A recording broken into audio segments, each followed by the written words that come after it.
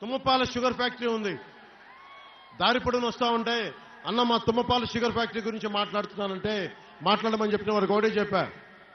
2014 నుంచి మన అనకాపల్లిలో తిరిగినప్పుడు పోరాట యాత్ర 2018లో తుమ్మపాల షుగర్ ఫ్యాక్టరీకి వెళ్ళాను. అక్కడికి నష్టాల కారణంగా మూసేస్తే, సమర్థవంతంగా నడపలేకపోతే మూసేస్తే కార్మికులకు ఆ రోజున ఒకటే హామీ ఇచ్చాం, నేను నిలబడతానని. అదే వైఎస్ జగన్ ప్రభుత్వం మేము వచ్చి దీన్ని తెరిపిస్తానని చెప్పి ఈ రోజున దాన్ని 300 కోట్ల రూపాయలకి సైలెంట్ గా మౌనంగా దాన్ని ఒక రియల్ ఎస్టేట్ పీస్ లాగా అమ్మేస్తా ఉన్నారు. నేను ఈ రోజున చెప్తా ఉన్నాను, అనకాపల్లి ఈ సభ సాక్షిగా చెప్తున్నాం, మేము వస్తే ఇక్కడ చక్కెర కర్మాగారాలు బాగుండాలి, కోఆపరేటివ్ షుగర్ ఫ్యాక్టరీస్ బాగుండాలి, ఉపాధి అవకాశాలు రావాలి.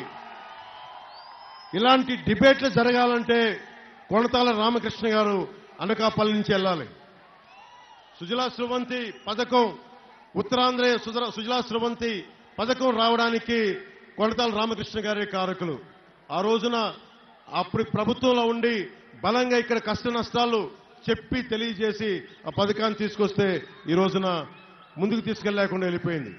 అలాంటి వ్యక్తి ఈ రోజున మనకి అసెంబ్లీలో కనుక అడుగు పెడితే జనసేన తరపు నుంచి, మన తరపు నుంచి, మన కూటమి తరపు నుంచి ఎంత బలమైన గళం ఉంటుందో, ఎంత బలంగా మనం అనకాపల్లికే కాదు ఉత్తరాంధ్రకే మొత్తం బలంగా ఒక రాష్ట్రానికే బలమైన నాయకులైన